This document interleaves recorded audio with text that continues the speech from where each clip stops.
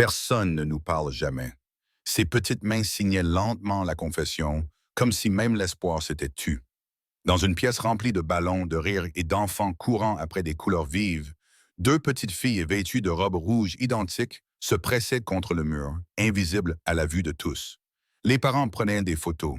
Les cadres trinquaient avec leur coupe de champagne. Et la PDG qui organisait la fête n'a pas une seule fois regardé ses propres filles sourdes, celles qui observaient la fête comme des fantômes à leur propre enterrement. Personne ne les voyait. Et les rares personnes qui les voyaient s'en moquaient, à l'exception d'un père célibataire, un concierge épuisé poussant un chariot de nettoyage. Vincent Parker. Il savait ce que c'était que d'être ignoré jusqu'à disparaître. Et il avait toutes les raisons de garder la tête baissée, d'éviter les souvenirs que la langue des signes ramenait toujours à la surface. Mais quelque chose dans leurs yeux, cette résignation silencieuse, l'attira à travers la pièce. Un mot, un geste. Bonjour. Ce petit signe allait briser 5 vies brisées et laisser entrer la lumière. Avant de commencer, dites-nous d'où vous nous regardez. Nous aimons voir jusqu'où nos histoires voyagent. Le corps de Vincent criait de fatigue alors qu'il vidait une autre poubelle près des stands d'activité. 3 heures de sommeil, des travaux de construction de 7 heures du matin à 14 heures. Maintenant, ce service d'urgence couvrant la collecte de fonds annuelle de Whitmore Industries parce que Jerry s'était fait porter malade et que Vincent avait besoin de chaque dollar qu'il pouvait rassembler. Son uniforme de concierge lui semblait lourd. Ses mains lui faisaient mal. À 35 ans, il se sentait comme s'il en avait 70. L'atrium avait été transformé en un carnaval pour les enfants. Maquillage, animaux en ballon, jeux, un petit zoo pour enfants dans un coin. Des dizaines d'enfants couraient dans tous les sens, leur rire résonnant sous le plafond de verre. Les dirigeants de Whitmore Industries se mêlaient à la foule, serrant la main des donateurs, posant pour des photos avec les familles. Toute la scène respirait le succès et la joie. Vincent gardait la tête baissée, invisible. C'était ainsi qu'il préférait être. Puis il les vit. Deux petites filles assises par terre contre le mur du fond, les genoux repliés contre leur poitrine, observant tout avec des expressions qui serraient le cœur de Vincent. Des jumelles identiques, âgées d'environ 6 ans, avec de longs cheveux roux tombant en cascade sur leurs robes rouges. Elles restaient parfaitement immobiles tandis que le chaos tourbillonnait autour d'elles, les enfants passant devant elles sans les regarder, les adultes les contournant comme s'il s'agissait de meubles. Vincent regarda un groupe d'enfants monter en courant et en riant. Les yeux des jumelles les suivirent, pleins d'espoir pendant un instant.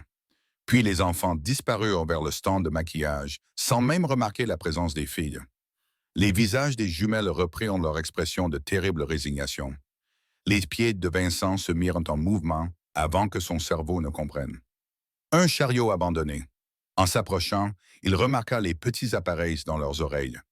Des appareils auditifs. Il comprit soudain, elles étaient sourdes. Tous ses instincts lui disaient de faire demi-tour, de s'éloigner, de ne pas s'impliquer.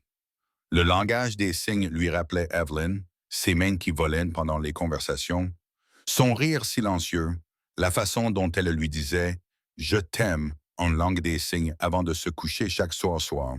Cela signifiait se souvenir de qui il était avant que le chagrin n'enterre cet homme vivant. Il s'arrêta de marcher, ses mains se serrèrent en poing. Mais l'un des jumeaux le regarda directement, et Vincent vit quelque chose qui détruisit toutes les défenses qu'il avait construites. Pas seulement la solitude, l'acceptation de la solitude. Ses enfants avaient déjà appris qu'ils n'avaient aucune importance. Que ferait Evelyn? Cette pensée le frappa comme un coup physique. Sa femme se serait assise avec eux, les aurait fait rire, leur aurait rappelé qu'ils méritaient d'être vus. Vincent prit une inspiration tremblante. Quand était-il devenu quelqu'un qui s'éloignait des enfants qui avaient exactement besoin de ce qu'il pouvait leur donner? Il s'assit par terre à côté d'eux, ignorant son dos douloureux et les regards des cadres qui se demandaient probablement pourquoi le concierge était assis avec des invités. Les deux filles sursautèrent, les yeux écarquillés de surprise qu'un adulte se soit approché d'elles.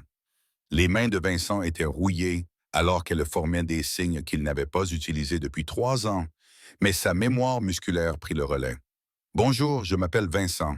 Comment vous appelez-vous? » Les jumelles restèrent bouche bée. Elles se regardèrent, confirmant qu'elles voyaient bien un adulte parler leur langue. Lentement, la figure de gauche répondit par des signes, ses petites mains hésitantes. Je m'appelle Sky. Voici Moon. Ce sont de beaux prénoms. Pourquoi êtes-vous assise ici toute seule? Les mains de Moon bougèrent avec une sincérité déchirante. Personne ne nous parle. Personne ne nous parle jamais. Ces mots ou ces signes frappèrent Vincent comme un coup de massue. Ces enfants de 6 ans avaient accepté l'invisibilité comme leur condition permanente. Pas aujourd'hui. Eh bien, je vous ai parlé, signa Vincent, sentant quelque chose se briser dans sa poitrine, quelque chose qu'il avait gardé enfermé pendant 3 ans. Et j'ai une question importante. Savez-vous pourquoi les éléphants n'oublient jamais? Les deux jumelles secouèrent la tête, perplexes mais curieuses, car personne ne leur disait jamais rien qui vaille la peine d'être oublié. C'était une blague terrible, du genre de celle que Vincent racontait à ses élèves en langue des signes américaine pour briser la glace lorsqu'il était enseignant, à l'époque où il était quelqu'un d'autre. Mais le visage sérieux de Moon se fendit d'un petit sourire. Les yeux de Sky s'illuminèrent comme si quelqu'un avait appuyé sur un interrupteur. C'est ridicule, signa Sky. Mais elle souriait. Tu trouves ça ridicule? Attends de voir mon père danser. Avant qu'ils aient pu répondre, Vincent se lança dans les mouvements les plus embarrassants qu'il pouvait faire en position assise. Des mouvements d'épaule exagérés, des gestes ridicules avec les mains, une version assise du Running Man. Les jumeaux le regardèrent avec stupéfaction pendant un moment, puis leurs visages se transformèrent. Des gloussements, puis des éclats de rire silencieux, leur petit corps tremblant de joie. Vincent continua. Il leur raconta la fois où il avait essayé d'apprendre le langage des signes à un chien et où celui-ci s'était contenté de lui lécher les mains. Il fit semblant d'être un pingouin confus essayant de voler. Il fit des grimaces qui firent un rire Moon aux larmes. Pour la première fois en 3 ans, les mains de Vincent ne lui semblaient pas lourdes. Elles lui semblaient normales. L'agitation attira tous les regards. Les parents interrompirent leur séance photo. Les enfants se figèrent, pinceau à la main. En marge de la fête, un seul concierge épuisé, Vincent Parker, père célibataire, avait 2 petites filles vêtues de robes rouges assorties qui se tordaient de rire. Leur rire résonnait clairement, fort, faisant écho dans le hall au-dessus des ballons et des bavardages, même si elles ne pouvaient pas les entendre elles-mêmes. Leurs queues de cheval fouettaient l'air, leurs épaules tremblaient, leurs rires volaient comme des étincelles brillantes dans les airs. Tous les regards se sont tournés vers elles. Le personnel de l'événement chuchotait entre eux, pointant du doigt l'autre côté de l'atrium. Megan Whitmore s'est figée au milieu d'une phrase, son argumentaire à un investisseur potentiel mourant sur ses lèvres. Elle était tellement concentrée sur la conclusion de cet accord sur le maintien de l'entreprise que son défunt mari avait bâti, sur le contrôle de tout, car le contrôle était la seule chose qui l'empêchait de s'effondrer complètement. Mais maintenant, ses filles, sa lune et son ciel précieux riaient. Elles riaient vraiment, comme elles ne l'avaient plus fait depuis l'accident, 18 mois auparavant, qui avait tué leur père et leur avait fait perdre Louis, laissant leur voix silencieuse depuis lors. Megan regardait ce concierge signer avec aisance, ses expressions animées et chaleureuses, regardait ses filles s'illuminer comme des étoiles, leurs mains volant dans la conversation, leurs visages rayonnant de joie pure. Il faisait ce qu'elle aurait dû faire, ce qu'elle n'avait pas réussi à faire, malgré tous les tuteurs, les cours et les thérapeutes coûteux. La honte lui brûlait la poitrine comme de l'acide. L'investisseur dit quelque chose. Megan ne l'entendit pas. Elle s'excusa et se dirigea vers ses filles, ses talons claquant sur le sol ciré à chaque pas. Vincent remarqua qu'elle s'approchait d'une grande femme vêtue d'un tailleur de créateur qui coûtait probablement plus cher que son loyer mensuel. Ses longs cheveux bruns étaient parfaitement coiffés, son visage soigneusement maquillé. Quand elle les rejoignit, les rires de Moon et Sky s'éteignirent. Elles se redressèrent, leur joie s'estompant. Cela suffit à Vincent pour comprendre tout ce qu'il avait besoin de savoir sur leur relation. « Vous parlez la langue des signes », dit Megan, sans poser de questions. « Oui, madame. Je leur tenais simplement compagnie. Ce sont mes filles. » La voix de Megan était tendue. Je ne les avais pas vues rire comme ça depuis je ne sais combien de temps. La culpabilité dans ses yeux était indéniable. Vincent la reconnut. Il voyait la même chose dans le miroir de sa salle de bain à 3 heures du matin, lorsqu'il se demandait s'il était un mauvais père pour Elijah. Ce sont des enfants merveilleux, dit Vincent doucement. Intelligents, drôles. Ils avaient juste besoin de quelqu'un à qui parler. Je devrais pouvoir le faire. Les mots sortirent sans ménagement. Vincent commença à répondre, mais Megan secoua la tête. Je dois vous parler après l'événement, s'il vous plaît. La collecte de fonds s'est terminée à 19 heures. Vincent était en train de rassembler son matériel lorsque Megan est apparue à la porte du débarras. Elle avait perdu son masque de PDG confiante. Elle avait maintenant l'air fatiguée. Pouvons-nous parler 5 minutes? Ils se sont retrouvés dans un coin tranquille de la salle de pause des employés. Megan s'est assise en face de Vincent, les doigts entrelacés, un geste nerveux qui la rendait humaine plutôt qu'intouchable. Je m'appelle Megan Whitmore.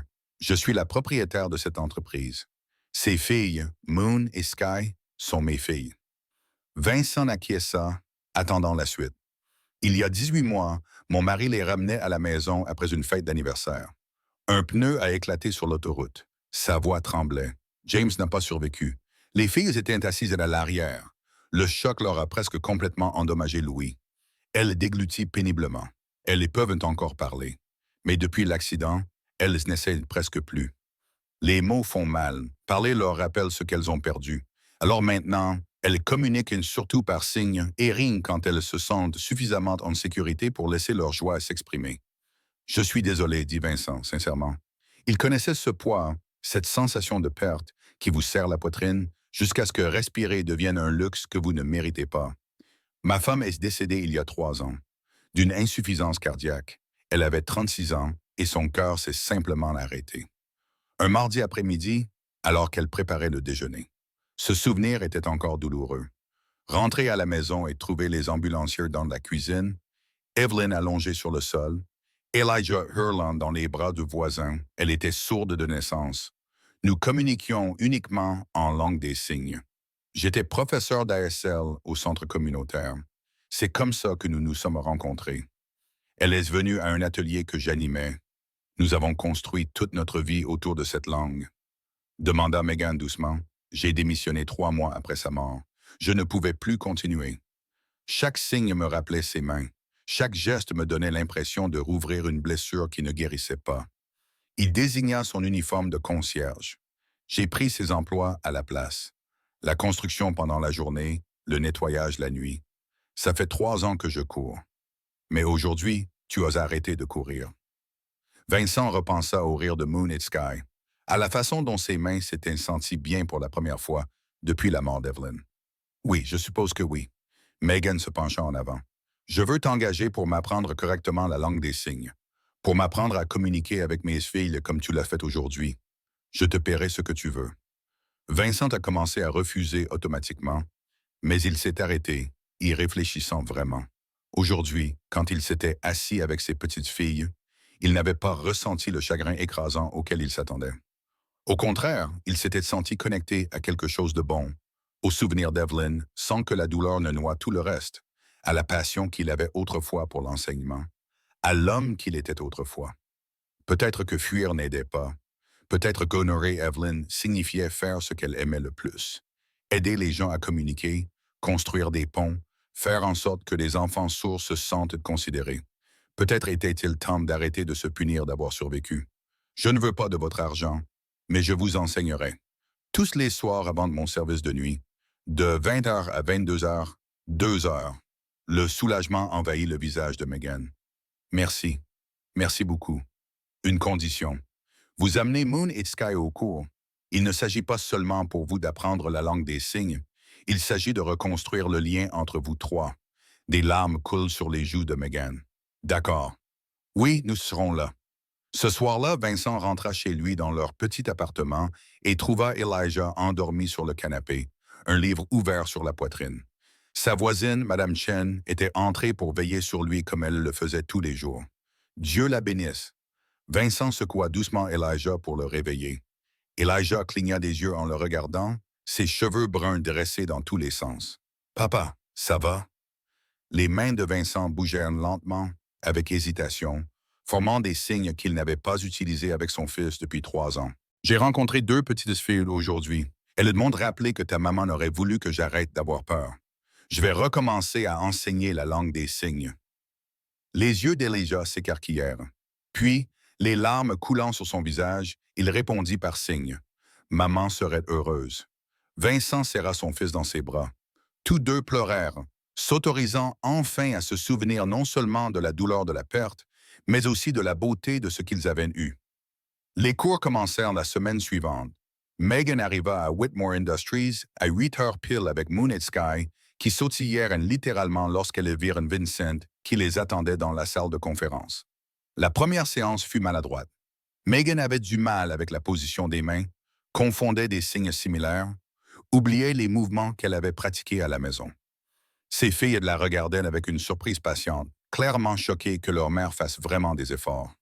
Mais elle continua à venir tous les soirs, parfois directement après des réunions importantes, encore vêtue de son taille, d'autres fois en tenue décontractée, après avoir quitté le travail plus tôt pour aller chercher les filles elles-mêmes au lieu d'envoyer la nounou.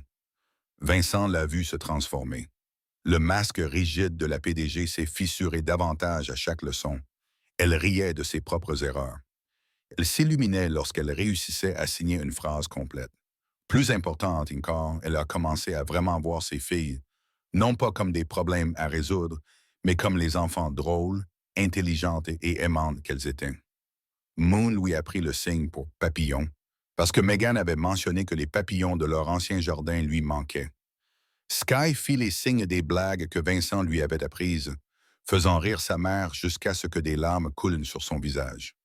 Au cours de leur 3e semaine, pendant qu'elle s'entraînait, les petites mains de Sky bougeaient délibérément. « Maman, tu t'améliores. » Le visage de Megan se décomposa. « Je suis désolé d'avoir mis autant de temps. »« Ce n'est pas grave, » fit Moon en signe. « Tu es là maintenant. » Au bout de 4 semaines de cours, la voisine de Vincent, Madame Mary, a appelé pour lui annoncer une mauvaise nouvelle. Elle était tombée et s'était foulée la cheville. Elle devait se reposer pendant quelques jours. Vincent a eu un coup au cœur. Il ne pouvait pas se permettre de manquer le travail. Elijah ne pouvait pas rester seul à la maison. « Amène-le avec toi », lui a dit Megan lorsqu'il lui a expliqué la situation avant le cours du soir. Les filles lui posant des questions à son sujet de toute façon. Vincent hésita. Il avait parlé d'Elijah pendant les cours. Les jumelles étaient toujours curieuses, lui posant des questions dans la langue des signes sur son apparence, son âge, s'il connaissait aussi la langue des signes. Mais l'amener avec lui donnait l'impression de mélanger sa vie personnelle brisée avec cette nouvelle chose fragile. Megan dit gentiment à Vincent, « Ce n'est pas grave. Vraiment, amenez-le. » Ce soir-là, Vincent arriva donc avec Elijah. Son fils serrait nerveusement les bretelles de son sac à dos, les yeux écarquillés, tandis qu'il traversait le hall étincelant avec son sol en marbre et ses œuvres d'art coûteuses. « Papa, cet endroit est vraiment chic, » murmura Elijah. « Attends de voir la salle de conférence, » répondit Vincent, essayant de paraître confiant alors que son cœur battait à tout rompre. Et si les enfants ne s'entendaient pas? Et si c'était une erreur? Lorsqu'ils entrèrent, Moon et Sky étaient déjà là, en train de s'entraîner à épeler avec les doigts. Les jumelles levèrent les yeux et leurs yeux s'écarquillèrent lorsqu'elles virent le garçon aux cheveux bruns court debout à côté de Vincent. « Voici mon fils, Elijah », signa Vincent en poussant doucement son fils vers l'avant. « Elijah, voici les filles dont je t'ai parlé. Moon et Sky. » Elijah resta figé et Vincent sentit sa poitrine se serrer. Son fils n'avait pas beaucoup interagi avec d'autres enfants depuis la mort d'Evelyn. Il était devenu calme, renfermé, passant la plupart de son temps seul à lire ou à dessiner. Et si c'était le cas, les mains d'Elijah bougèrent lentement, prudemment, formant des signes que Vincent ne l'avait pas vu utiliser depuis des années. « Bonjour, je m'appelle Elijah.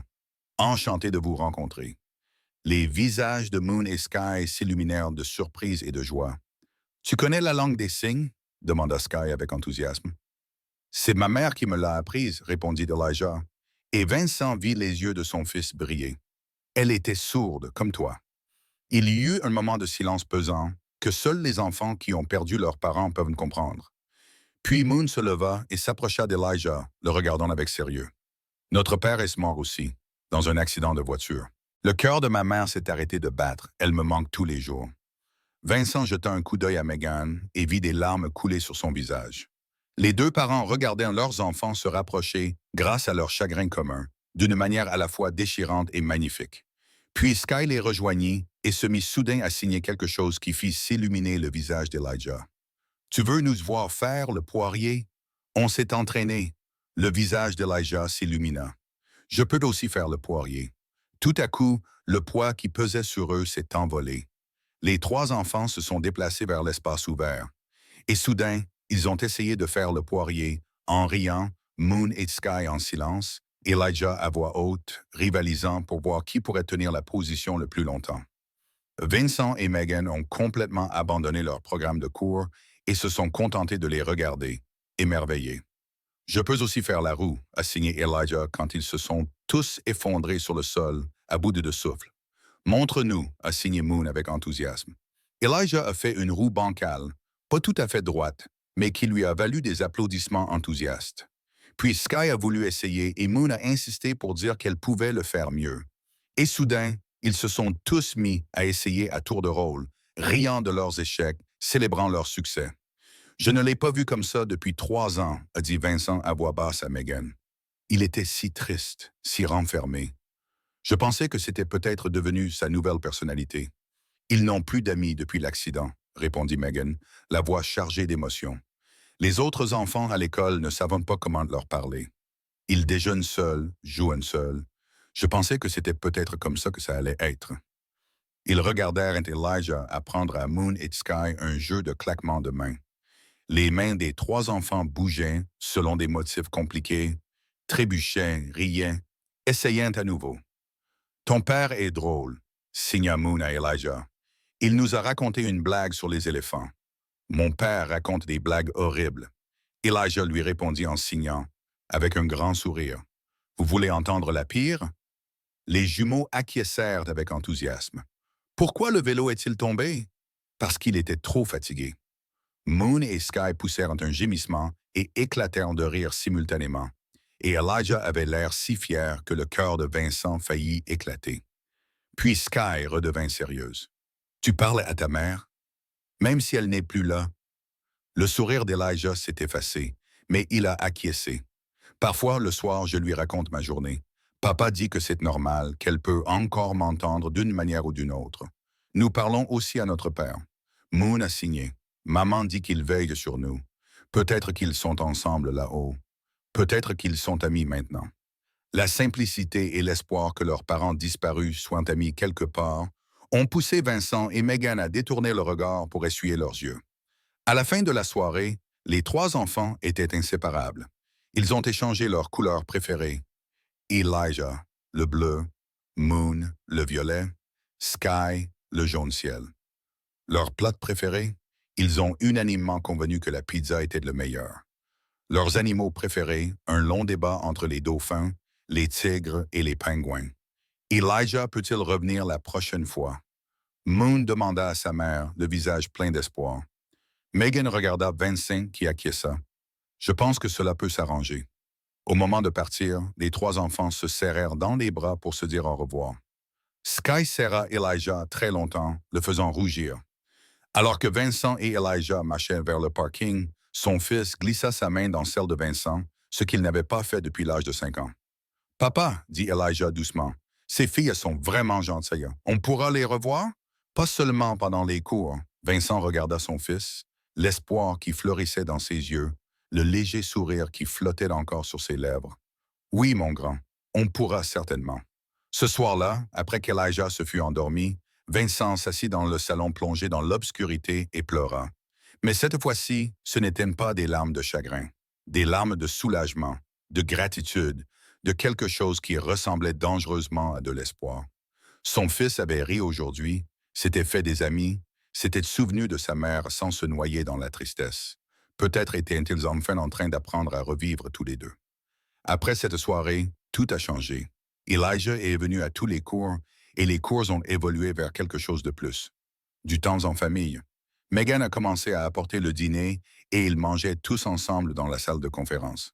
Les enfants bavardaient en langue des signes tandis que les adultes les regardaient avec émotion. Vincent a commencé à refuser des heures supplémentaires sur son chantier. L'argent était plus rare, mais Elijah avait plus besoin de sa présence que de son salaire supplémentaire. Et quand Megan l'a appris, elle ne s'est pas contentée de lui offrir de l'argent. Elle lui a créé un véritable emploi. coordinateur ASL pour le nouveau programme d'accessibilité de Whitmore Industries. C'est un vrai travail, lui a-t-elle dit quand Vincent a essayé de refuser.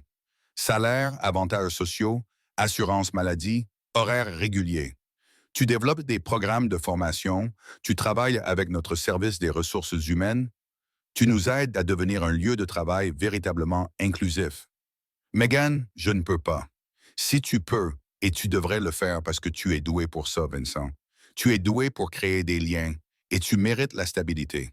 Elisha mérite un père qui ne soit pas tout le temps épuisé. Vincent a donc accepté. Pour la première fois en 3 ans, il pouvait respirer, être présent pour son fils, dormir plus de 3 heures par nuit. La romance entre lui et Megan s'est développée progressivement, comme le printemps après un hiver rigoureux. Des conversations tranquilles après que les enfants se soient endormis pendant les soirées cinéma chez Megan. Des rendez-vous autour d'un café qui ne portaient plus sur la langue des signes, mais sur tout le reste. Des regards furtifs à travers la table de conférence. Leurs mains se frôlaient lorsqu'ils tendaient tous deux la main vers le même support pédagogique. Aucun des deux ne précipitait des choses. Ils avaient tous deux déjà été mariés. Tous deux portaient en eux des fantômes qui méritaient le respect. Mais lentement, prudemment, ils ont construit quelque chose de nouveau. 5 mois après cette première collecte de fonds, ils étaient tous chez Megan un samedi soir. Les enfants s'étaient dans le salon. Elijah apprenait à Moon et Sky un jeu de cartes compliqué tandis qu'il lui apprenait un jeu de société qu'ils adoraient. Megan était dans la cuisine et Vincent se retrouva debout dans l'embrasure de la porte, regardant son fils rire avec les jumeaux. Pour la première fois en 3 ans, il se sentait entier, pas guéri. Le deuil ne fonctionnait pas ainsi. L'absence d'Evelyn resterait toujours un point sensible dans son cœur. Mais il avait cessé de le fuir. Il avait appris à le porter en même temps que la nouvelle joie qui remplissait sa vie. Megan apparut à ses côtés, glissant sa main dans la sienne. « Heureuse », signa-t-elle de sa main libre. « Oui », répondit Vincent. Finalement, ce soir-là, après que les 3 enfants se soient endormis dans leur sac de couchage dans le salon après une soirée cinéma improvisée sur le thème du camping, Megan et Vincent s'assirent sous les étoiles sur la terrasse arrière. « Je n'aurais jamais pensé ressentir cela à nouveau », murmura Megan. « Complet. Moi non plus. Mais c'est peut-être à cela que ressemble une seconde chance. Non pas remplacer ce que nous avons perdu, mais construire quelque chose de nouveau à côté de ses souvenirs. » Megan appuya sa tête sur son épaule. « James t'aurait aimé. Evelyn t'aurait adoré. Elle m'aurait probablement frappé si elle avait su que j'avais fui la langue des signes pendant 3 ans. » Megan rit doucement. Elle avait l'air géniale. Elle l'était, tout comme James d'après ce que tu m'as raconté. Je pense qu'il serait heureux que nous nous soyons trouvés. Ils restèrent assis dans un silence confortable, écoutant les grillons et le trafic lointain. 2 personnes brisées qui avaient réussi, d'une manière ou d'une autre, à assembler leurs morceaux épars pour former un tout cohérent. 24 mois après cette collecte de fonds, Vincent se tenait dans le jardin de Megan, vêtu d'un costume qui lui allait enfin, le cœur battant à tout rompre, tandis que les invités prenaient place en rangées bien ordonnées. Elijah se tenait à ses côtés, vêtu d'un costume assorti, tripotant nerveusement sa cravate. « Tu es nerveux, papa? » demanda Elijah en langue des signes. « Terrifié, » répondit Vincent. « Honnêtement, c'est bien. Mais terrifié. » Moon et Sky apparurent dans des robes roses assorties, portant de petits bouquets, le visage rayonnant d'excitation. Elles prirent une place de l'autre côté, puis la musique commença, douce et mélodieuse. Megan apparut au bout de l'allée dans une robe blanche simple, portant des fleurs sauvages, le visage rayonnant d'un bonheur qui avait mis 2 ans à se construire, mais qui en valait la peine. La cérémonie fut courte et douce. Le célébrant a pris la parole, mais Vincent n'a presque pas entendu ses paroles. Il était trop occupé à regarder Megan, leurs 3 enfants qui se tenaient debout en tant que témoins, cette famille impossible qu'ils avaient construite à partir de morceaux brisés. Au moment des vœux, les mains de Megan ont fait des signes en langue des signes tandis qu'elle parlait à voix haute, d'une voix ferme et claire. « Vincent, tu m'as appris que se montrer est un acte de courage, qu'apprendre la langue de quelqu'un, vraiment l'apprendre, est un acte d'amour. Tu m'as rendu mes filles et tu leur as donné l'ami dont elles avaient besoin et Elijah. Tu nous as donné à tous la permission de pleurer ce que nous avions perdu tout en choisissant de construire quelque chose de beau. » Les mains de Vincent tremblaient tandis qu'il signait ses vœux. Megan, tu m'as appris que fuir la douleur ne la rend pas moins intense. Cela te fait simplement passer à côté des bonnes choses. Toi et tes filles m'avaient rappelé que mes mains étaient faites pour construire des ponts, pas pour repousser les gens.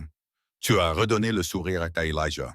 Tu nous as donné à tous une raison d'arrêter de simplement survivre et de recommencer à vivre. Le célébrant les a déclarés mariés, et tandis qu'ils s'embrassaient, les trois enfants se sont tenus à côté d'eux, signant « Je t'aime » à l'unisson. Elijah, Moon et Sky, frères et sœurs à tous les égards qui comptent. Lors de la réception, alors que le soleil se couchait et que les guirlandes lumineuses scintillaient au-dessus de leurs têtes, Vincent regardait les trois enfants courir dans le jardin en jouant à la chat et en riant. Megan se tenait à côté de lui, sa main dans la sienne, tous deux émerveillés par la beauté incroyable de cet instant. Il y a 2 ans, j'étais invisible, dit Vincent doucement. Juste un concierge poussant un chariot, essayant d'oublier qui j'étais avant. Il y a 2 ans, je me noyais. J'étais tellement concentré sur le contrôle que je ne voyais pas que mes filles se noyaient aussi. Et maintenant, sourit Megan.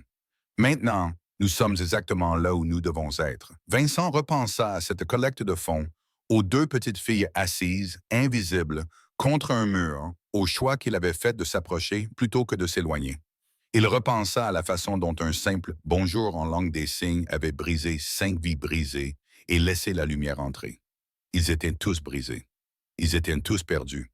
Mais en se trouvant les uns les autres, ils ont découvert que les morceaux brisés pouvaient s'assembler d'une manière encore plus belle qu'avant. Non pas parce qu'ils avaient oublié ce qu'ils avaient perdu, mais parce qu'ils avaient choisi d'honorer ces pertes en vivant pleinement, en aimant courageusement et en se rappelant que parfois, la chose la plus puissante que l'on puisse faire est de cesser d'être invisible pour soi-même et pour les autres qui ont besoin que quelqu'un les voie enfin. Alors que le soir laissait place à la nuit, Vincent serra les 3 enfants dans ses bras. Megan les enlaça tous et il sentit la présence d'Evelyn comme un murmure dans le vent. Pas triste, pas disparu, juste discrètement fier. Tu as bien fait. Il pouvait presque entendre son signe. Vous avez tous si bien fait. Et pour la première fois depuis ce terrible mardi, il y a 4 ans, où son cœur avait cessé de battre, Vincent s'était permis de croire que c'était vrai. Si cette histoire vous a touché comme elle m'a touché, si elle vous a rappelé qu'il existe une seconde chance, que briser ne signifie pas irréparable, que parfois, tout ce dont quelqu'un a besoin, c'est d'être vu, ne laissez pas cela s'arrêter là. Laissez-la vous rappeler que la gentillesse compte toujours, que la compassion change toujours des vies et que l'espoir n'est jamais vain. Abonnez-vous et rejoignez notre famille Soul Lift Stories, où chaque histoire élève l'esprit et nous rappelle que la lumière finit toujours par revenir. Et si ce moment vous a ému, partagez-le, car parfois, partager l'espoir est la chose la plus gentille que nous puissions faire.